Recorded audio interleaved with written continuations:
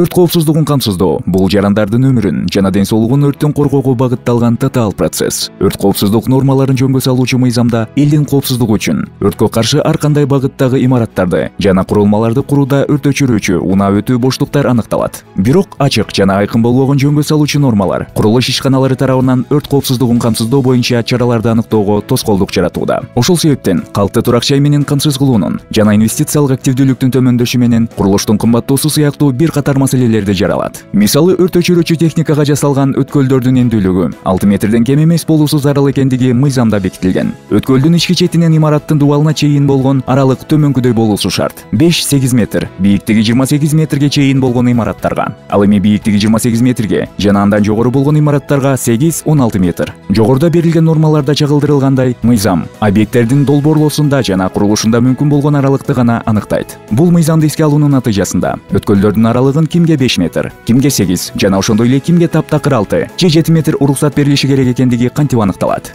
Бул учурда паракорчулуктун пайда болушуна чоң өбөлгө түзүлүүдө. Анткени ар бир ишкер курулушта эң пайдалуу жана ыңгайлуу шарттарды издөөгө аракет кылат.